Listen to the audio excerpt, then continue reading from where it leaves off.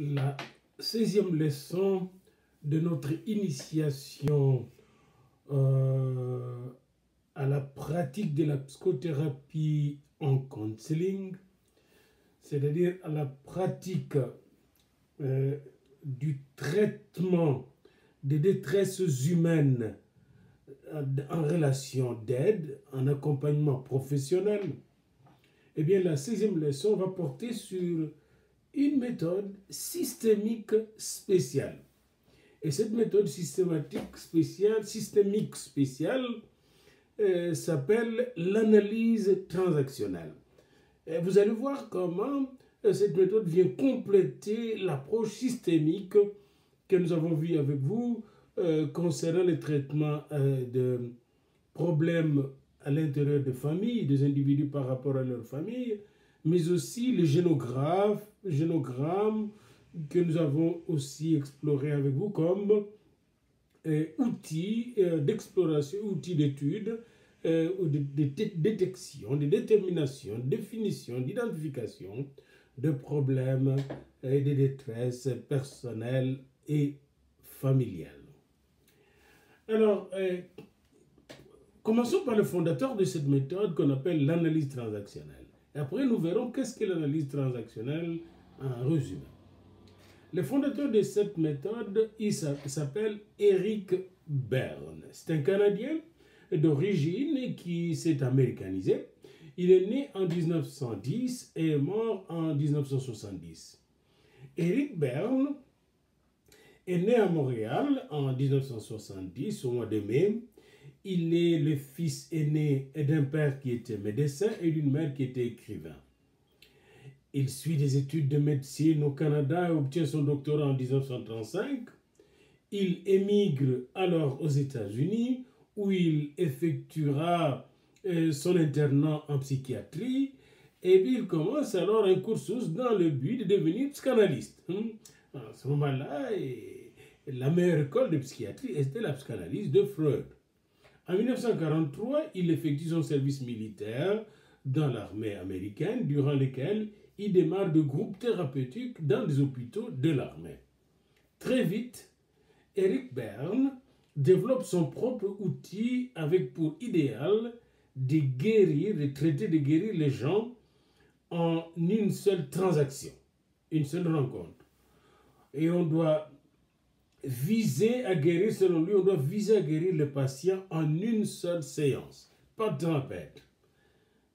En 1956, et le fait de vouloir guérir le patient en une seule séance est vraiment le contraire de la thérapie psychanalytique qui peut prendre des jours, des semaines, des années pour traiter un problème ou une détresse humaine. En 1956, donc, lorsqu'il postule au titre de psychanalyste, le jury lui refuse. Il refuse le titre. Et Berne, pour qui le coup est dur, décide alors de développer sa propre théorie et sa propre pratique plutôt que de s'obstiner dans cette voie. Une nouvelle méthode donc est née. Et cette méthode psychothérapeutique allait voir le jour suite à cette grande décision.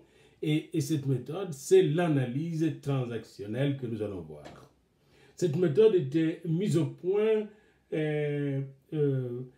par Eric Berne, puis il a donné un séminaire spécial qui s'appelle aujourd'hui le séminaire 101, qui consiste à entraîner les gens à la pratique de cette méthode, la connaissance et la pratique de cette méthode.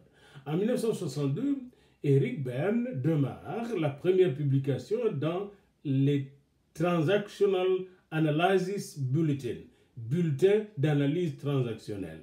Et en 1963 a lieu le premier congrès suivi par la création de l'International Transactional Analysis Analysis Association, Association internationale d'analyse transactionnelle.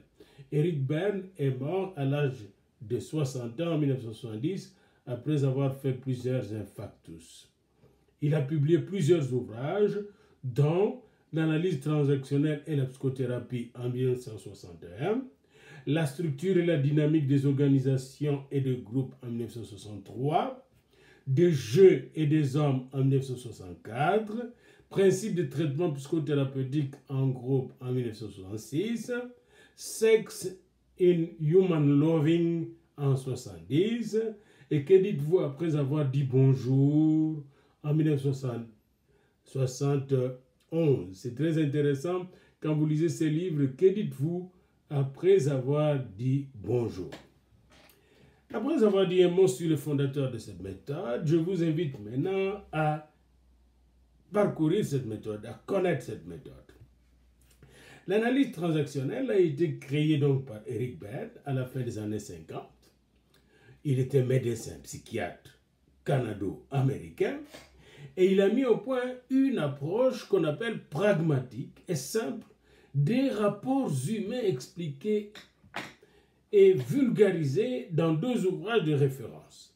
Alors, dans toute notre pratique psychothérapeutique, que ce soit dans le domaine de l'orientation, de la guidance, ou encore de counseling pour les problèmes affectifs, de counseling pour les problèmes comportementaux, de counseling pour les problèmes cognitifs, pour les problèmes personnels ou interpersonnels, il s'agit souvent des relations, de transactions entre les individus. Nous verrons cela, hein, entre les individus ou entre l'individu et le monde.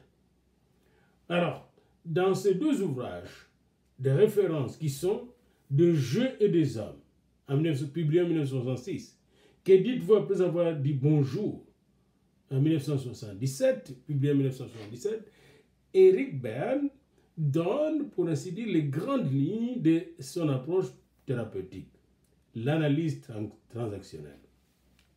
Cette méthode d'analyse transactionnelle a connu un grand succès auprès du public, surtout en Occident, en France et en Amérique du Nord, avant d'être reconnue par les professionnels. Aujourd'hui, cette approche comportementaliste des relations humaines est très utilisée pour étudier les relations dans les organisations, dans les entreprises, dans l'éducation, et vous en aurez besoin surtout dans l'aumônerie militaire, dans l'aumônerie de police, dans l'aumônerie politique, dans les aumôneries scolaires, dans les aumôneries universitaires. Cette méthode pourra vous servir pour étudier, n'est-ce pas, examiner et traiter les conflits entre les humains qui travaillent dans une même institution. L'analyse transactionnelle repose sur 3 concepts. Et là, nous entrons vraiment dans la technique. 3 concepts. Premièrement, nous abritons simultanément en nous 3 personnages.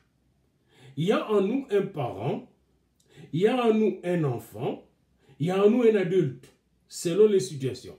Donc, selon les situations dans lesquelles je me trouve, je suis à la fois soit un parent, soit un enfant, soit un adulte. Simultanément, je peux me comporter aussi en même temps comme un parent, un adulte et un enfant. Mais souvent, il y a un rôle qui prend le dessus sur les 3 autres rôles. Donc, ça, c'est le premier concept.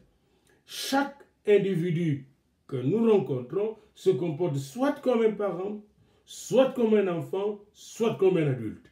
Alors, chaque fois que vous êtes en présence de quelqu'un qui vous arrive, vous devez discerner si cette personne se comporte en adulte, en parent ou en enfant.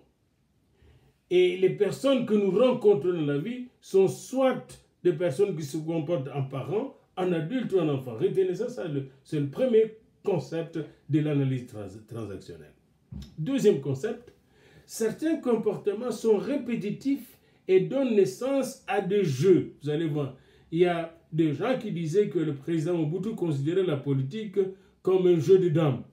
Eh bien, la même chose, il y a beaucoup de nos comportements, n'est-ce pas, sont répétitifs. Comme je répète, le fait de donner cours. Le fait de donner cours est devenu comme un jeu pour moi. Vous voyez, pédagogue de formation, philosophe de formation, théologien de formation, missiologue éducateur et counselor de formation, psychothérapeute, j'ai appris très vite, très tôt, à communiquer les connaissances de façon claire et distincte à d'autres personnes et à faire en sorte que ces personnes puissent apprendre ce que j'ai déjà appris et même me dépasser. Ça, c'est mon jeu, le jeu de vie. Alors, certains comportements sont répétitifs et donnent naissance à des jeux. Et ce jeu, quand on parle de jeu, il y a des règles de jeu. Vous voyez, comme il y a des règles de la didactique, de la pédagogie, de la psychologie, de la communication que nous exploitons dans l'enseignement. Nous avons donc d'abord, premièrement, premier concept, chaque individu qui se présente a en lui 3 personnages qui sont en mouvement, soit comme un parent, soit un enfant ou un adulte. Deuxièmement, certains comportements sont répétitifs et donnent naissance à des jeux. Troisièmement, nous avons tous en nous un plan de vie. Vous voyez, quand on parle de jeu, comme parents, enfants, adultes, il y a toujours un plan. Chacun de nous a un plan de vie que nous nous sommes définis très jeunes et dont le déroulement donne naissance à un scénario de vie. Donc, il y a plan de vie, scénario de vie. Chacun de nous a un plan de vie. J'avais un plan de vie et même plusieurs plans de vie et j'essayais de mettre ce plan de vie en mouvement, en exécution tout au long de mon itinéraire. Alors, commençons par le premier concept de l'analyse transactionnelle, le parent, l'enfant et l'adulte. On appelle ces 3 données du premier concept de l'analyse transactionnelle comme étant les différents états du moi. L'état P, parent, on met des P, l'état enfant, et l'état adulte. Alors, l'état adulte, on va l'appeler A. L'état parent, on va l'appeler P. Et l'état enfant, on va l'appeler E. En majuscule, P-A-E. Dès la naissance, ou à partir de la naissance, jusqu'à l'âge adulte, l'être humain grandit et passe par des états différents, les états du moi. Eric Berne a montré que l'individu ne dépasse pas les différents états par lesquels il est. Mais il ne dépasse pas les différents états, mais il passe par ces états. Il est passé, mais il les intègre. Il ne les dépasse pas. L'enfant va intégrer l'enfant en tant qu'adulte. Et il va intégrer l'adulte en tant que parent. Il ne les dépasse pas, mais il les intègre. Notez bien ça. Aussi, à l'âge adulte, il y a souvent coexistence en nous de tous les états du moi. Les états sont les suivants, je le reprends. P-A-E, parent d'abord. Et la partie du moi qui se constitue dans l'enfance sous l'influence du modèle parental et de l'entourage. C'est la partie comportementale, si vous voulez. Vous voyez, tout ce que j'ai appris, nous apprenons auprès de nos parents et qui devient comme des modèles d'action, de penser, de parler, d'agir, de planifier, d'être. Vous voyez, tout ce que nous apprenons de nos parents, c'est ce qu'on appelle le paix. Nos façons de juger comme nos parents, etc. C'est ce qu'on appelle paix. Puis vous avez A, l'adulte, et le dernier état du moi qui se développe, et c'est lui qui observe, comprend, agit, décide, analyse, examine. Vous avez déjà senti à travers ce vocabulaire qu'il s'agit de l'état cognitif de l'être, tandis que l'état parent, c'est l'état comportemental. Vous voyez, l'état cognitif d'un adulte, c'est quelqu'un qui est réfléchi, qui analyse, qui observe, qui décide, qui comprend, qui intègre, qui mature, qui grandit. Vous voyez. Alors, ça c'est l'adulte. Et puis vient l'enfant. L'enfant, c'est le premier état du moi qui s'est constitué après la naissance. Il exprime sans réserve l'affectivité. Vous voyez, le besoin, les sensations, les émotions de la personne, les pulsions de la personne. Vous voyez? Et ici, l'enfant, c'est l'état affectif, si vous voulez. Tandis que le parent, c'est l'état comportemental. Et l'adulte, c'est l'état cognitif. Alors, si vous voulez, mais encore une fois, il ne faut pas les séparer les trois états, parce que ces trois états s'intègrent dans l'individu, quitte à devenir adulte. Il y a l'enfant d'abord, l'enfant libre ou naturel. Il y a l'enfant libre ou naturel. C'est le premier état. L'enfant exprime sans réserve son ressenti, sa faim, pleure pour prendre le lait, etc., ses désirs, ses besoins, ses émotions, ses peurs, ses craintes, ses plaisirs, ses colères, ses souffrances. Les réactions observables sont immédiates et spontanées. Ça, c'est l'état du moi qu'on appelle l'enfant libre ou naturel. Il n'y a pas d'interdit à cet état, il n'y a pas de limite à cet état, ce sont des réactions brutes et libres. J'ai faim, il pleure, l'enfant pleure. Moi, je pleure.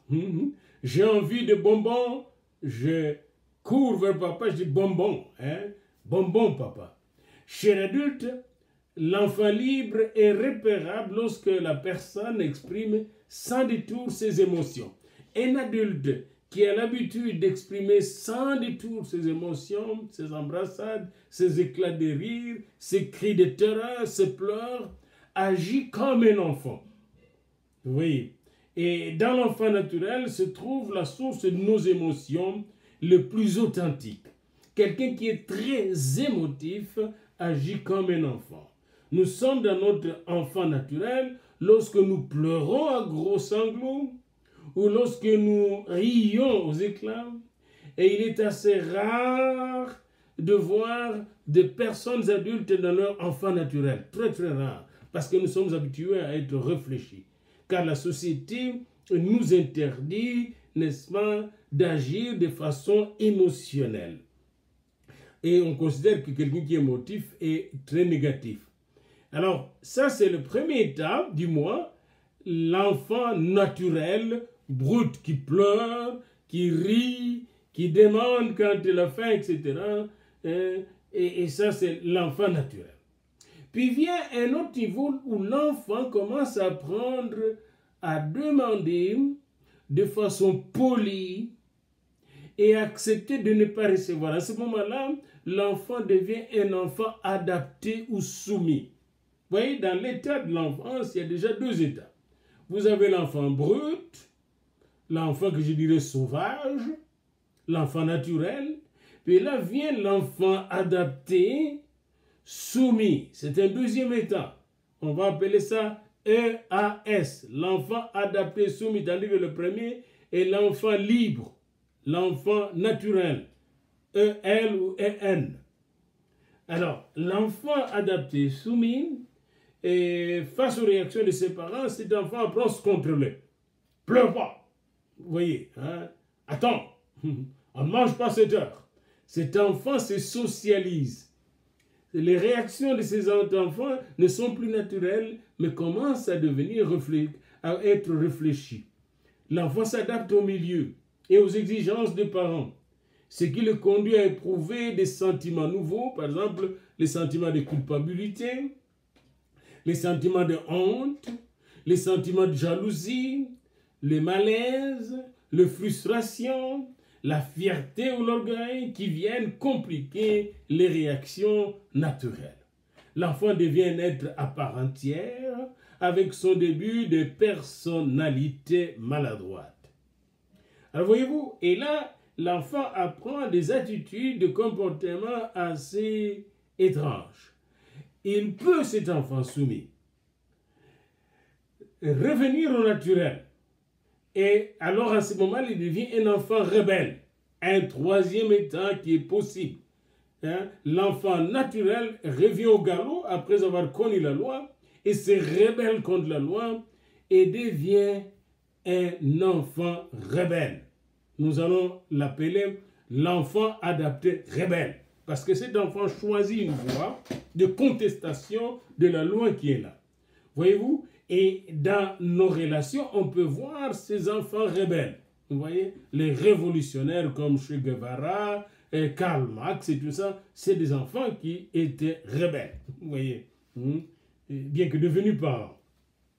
Donc déjà, au niveau de l'enfance, nous avons 3 niveaux que nous pouvons distinguer. L'enfant naturel, l'enfant soumis, adapté soumis, et l'enfant adapté rebelle. Déjà 3 états du moi. Parmi les enfants, nous allons retrouver cela aussi. Il y a des enfants qui sont naturels, puis des enfants qui sont soumis, et des enfants qui sont rebelles. Et après, quand on devient parent, l'enfant peut se comporter aussi un parent même quand nous sommes des petits-enfants. Et là, le parent se développe aussi à partir de l'enfance. Cet état enregistre les attitudes, les façons d'être, les préceptes, les sentiments affichés par les figures d'autorité, que sont notamment le père et la mère. C'est un état appris et imité, comme un enfant qui prend soin de ses propres sœurs, de ses propres frères, alors que les parents sont absents. Il affiche un comportement parent. Et il atteint le niveau adulte lorsque ce comportement devient réfléchi, choisi par cet enfant devenu grand. L'adulte le comportement, un comportement parental plus affiché et facilement identifiable. Un adulte, c'est l'état qui se construit plus tardivement. L'enfant au contact du monde et des parents apprend à raisonner, à structurer sa pensée, à planifier, à s'organiser, à faire des plans de vie, de plans de travail, de plans d'études, de mariage, etc. et commence à devenir adulte. C'est cet état adulte qui est le seul susceptible d'évoluer. Même quand tu es parent, tu peux être parent enfant rebelle, enfant soumis ou enfant naturel, mais tu peux être un parent adulte. Vous voyez? Alors, chaque fois que la personne vous parle, vous allez voir un peu comment la personne se comporte. Un adulte est toujours réfléchi. Maintenant, nous allons un peu regarder ensemble avec vous certains mots et vous aurez ce tableau avec vous, une grille qui peut vous permettre de repérer quand vous écoutez une personne son état de moi. Est-ce que la personne qui me parle comme enfant naturel, comme enfant soumis, comme enfant rebelle, ou comme parent, ou comme adulte? Voilà, je vais vous donner les différents états de parents, comme les différents états adultes, et les différents états d'enfants, avec des mots. Prenons le mot suivant. Un parent peut être un parent nourricier ou un parent critique. Un parent critique, souvent, il va dire à son enfant, tu dors trop, tu ne travailles pas, tu es ridicule. Tandis qu'un parent nourricier va dire à son enfant, je t'aime, tu vas bien grandir, etc. Il va l'encourager. L'adulte, lui, il va voir comment, il va dire, comment tu vas? Pourquoi tu fais ce que tu fais? Combien de fois tu agis? À quelle heure tu te réveilles et tu dors quand? Qu'est-ce que tu fais comme devoir? L'enfant naturel, lui, ne se pose pas ces questions. L'enfant naturel dort naturellement, puis demande les choses naturellement. Mais l'enfant adapté, il va se soumettre aux horaires de son père et de sa mère, et il va essayer de respecter ce qu'on lui demande. Tandis que l'enfant rebelle va se révolter contre ces choses. Alors vous avez tout un tableau qui montre, par exemple, la voix d'un adulte parent critique. cette voix est toujours critique, condescendante, dégoûtée. Tandis que la voix d'un parent nourricier, même un enfant, un jeune, sera affectueuse, rassurante, intéressante. La voix d'un adulte sera une voix égale. Celle d'un enfant naturel sera une voix libre, bruyante, énergique. La voix d'un enfant adapté sera calme, soumise, etc. La voix d'un enfant rebelle sera plaintive, triste et parfois innocente. Alors, on va regarder le geste de la personne qui vous parle. Hein? Et par exemple, si cette personne a l'habitude de monter du doigt d'autres personnes et d'accuser les autres personnes, on sait qu'il s'agit d'un enfant rebelle qui est en train de parler. Tandis que si l'autre a l'habitude de se culpabiliser, de se condamner, on sait qu'on a affaire à un enfant soumis. Et si l'autre ne fait que rire, et l'autre ne fait que rire, on sait qu'on a affaire à un enfant sauvage. Si on constate que la personne qui vous parle avec beaucoup de réflexion, de candeur, de profondeur, on sait qu'on a affaire à un adulte. Si la personne qui parle souvent veut prendre soin des autres, veut voir d'abord les intérêts des autres, on sait qu'on a affaire à quelqu'un qui se comporte en parent responsable. Les relations entre les états du moi, les 3 états du moi, c'est parents, enfants, adultes, se développent chronologiquement puis coexistent en nous. Ces relations peuvent avoir des rapports harmonieux ou disharmonieux. Mais il arrive qu'un état prenne la situation en main. Par exemple, c'est le parent qui domine sur l'adulte et l'enfant, ou l'enfant peut dominer chez les dictateurs, par exemple chez Mussolini ou Hitler. On a vu que c'est l'enfant rebelle qui a dominé sur le parent et sur l'adulte. La plupart des dictateurs ne deviennent jamais adultes parce que c'est le moi brutal, le moi sauvage qui domine. Une personne qui fait toujours des reproches aux gens et qui se considère comme étant juste, vrai, absolument dans la vérité, et les autres ont tort, et lui a raison tout le temps, on a affaire avec quel genre de personne? J'aimerais que vous puissiez répondre à cette question. Alors, on peut voir aussi quelqu'un qui devient trop parent, et en ce moment-là, il va polluer l'adulte et l'enfant. Il va étouffer l'adulte et l'enfant, un parent dominant. C'est aussi dangereux. On peut avoir aussi un adulte qui prend la dominance sur tous les 2 autres aspects du moi, à savoir le parent et l'enfant. L'adulte va essayer de faire raisonner les gens et les amener des règles très très rigoureuses d'action. Eh bien, cet adulte peut aussi faire du tort à l'enfant, l'étouffer, le frustrer et causer du traumatisme à cet enfant. Alors, il faut savoir bien distinguer les différents types de transactions qui se passent entre les 3 états du moi. Vous allez étudier en lisant notre syllabus les transactions complémentaires entre les états du moi, donc P, A, E, parents, adultes, enfants. Les transactions croisées, je parle à un état et c'est un autre qui me répond. Je m'adresse à l'état parent et c'est l'état adulte qui me répond. Ou je m'adresse à l'état adulte et c'est l'état enfant qui me répond. C'est ce qu'on appelle les transactions croisées. Tandis que dans les transactions complémentaires, le 3 me parle. Les transactions tangentes, je parle d'une chose et on me répond sur une autre. Par exemple, on a posé à Jésus la question de savoir quand est-ce que le royaume d'Israël sera rétabli. Dans Acte 1.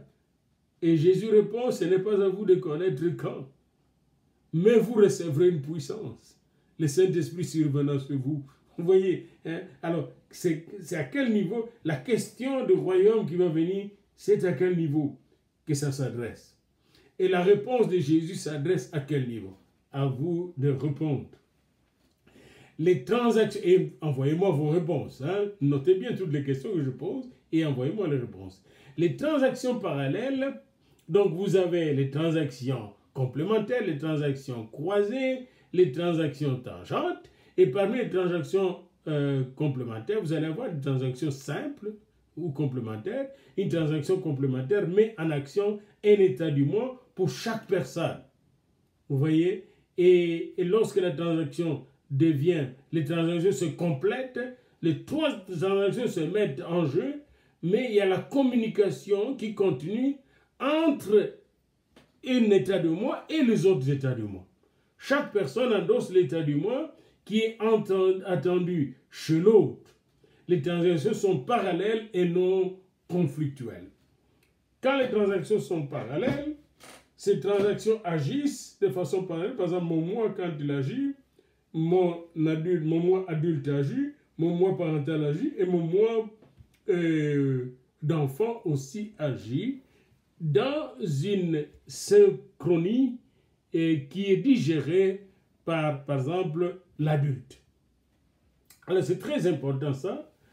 Et vous allez regarder le schéma dans votre syllabus pour voir comment fonctionnent ces transactions parallèles, complémentaires, croisées, et aussi vous aurez d'autres transactions comme les transactions qui sont cachées dans le moi. Vous avez tout le schéma dans votre syllabus.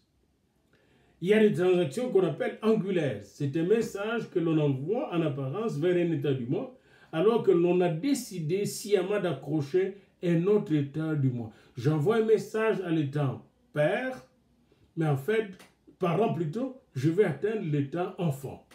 Vous allez tout voir dans votre syllabus et votre rôle, c'est justement de détecter ces états du moi qui sont en mouvement dans les discours, dans le comportement, et dans le geste, dans le fait, dans les signes et les gestes non verbaux d'une personne, afin de comprendre quel est l'état de son moi qui est affecté. Nous allons revenir